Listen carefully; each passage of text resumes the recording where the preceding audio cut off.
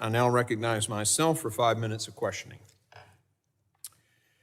My first question is to Mr. Jones. The cartels have essentially taken over a lot of the drug networks inside many of the United States cities. If you look at some headlines just in the past few weeks about San Francisco alone, they basically have seized control and are coordinating with the gangs to seize control of the drug trade in San Francisco. They've essentially taken over all the criminal networks, much like a mafia.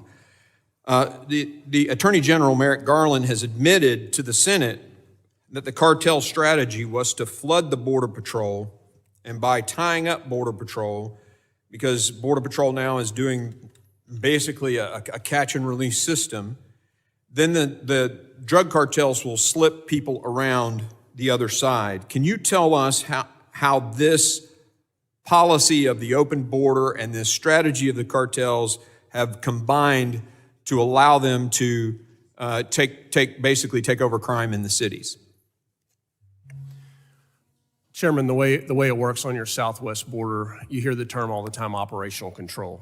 The problem is no one ever tells you what that means and how the cartels have it, and that's what I'm going to share with you here today.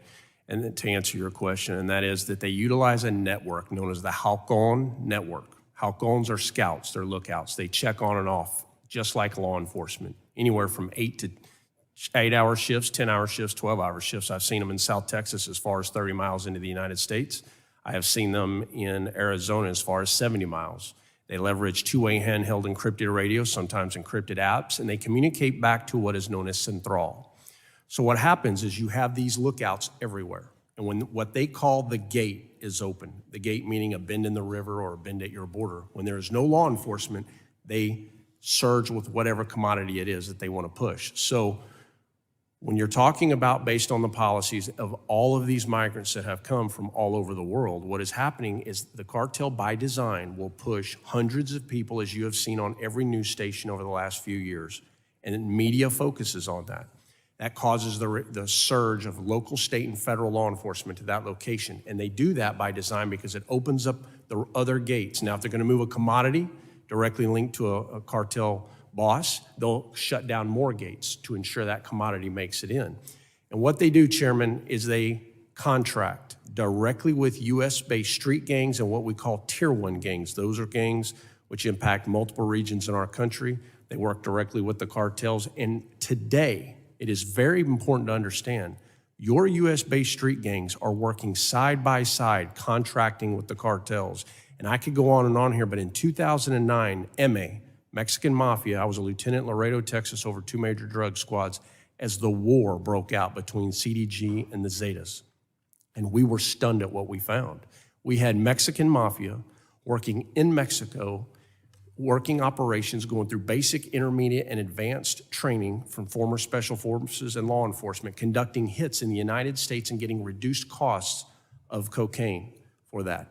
That is the way it really works. So when you wonder today why you are being overrun with drugs, it is because the Tier 1 gangs and US-based street gangs are contracting and working directly with these cartels. And I will go back to this, and that is that they will not stop.